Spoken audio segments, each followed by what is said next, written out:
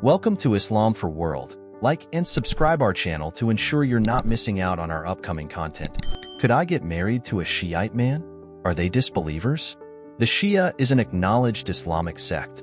They are Muslims and many of them are moderate, and therefore there is no legal objection to marrying from them. However, anyone who denies that Prophet Muhammad, peace and blessings be upon him and his family, is the seal of all prophets is not considered a Muslim in the first place, and the Shia disassociate themselves from him. The disagreements between the Shia and Sunni are just over some issues which the scholars of Al-Azhar have been trying to bridge for a long time, and these endeavors have appealed to many moderate scholars of the Shia. Generally speaking, it is not advisable to raise such issues. This is because these disagreements are close to being political than ideological. We endeavor to reconcile between the two sects, Shia and Sunni. We do not endeavor to make members of one sect embrace the thoughts of the other. Any person who claims that all the Shia are disbelievers, kufr, his words are erroneous. Such sweeping generalizations are not from the methodology of all al-Sunna wa al-Jama'ah in any way.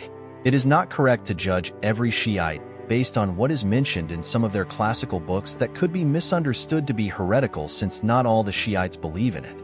Rather, most of them either reinterpret or repudiate them. There is a great difference between judging a person based on his doctrine and between judging him based on what is mentioned in some books of the sect he follows without knowing his stance. The principle is to think well of Muslims.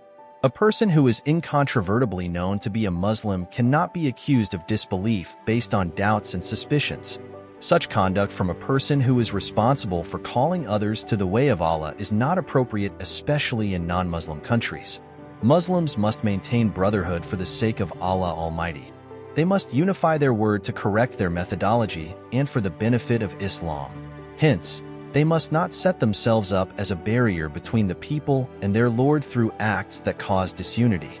A Muslim must call to the teachings of all al-Sunna wa al-Jama'ah without accusing the other sects of disbelief in the absence of any evidence or benefit from doing so. If you enjoyed our video, make sure to subscribe to our channel for more content.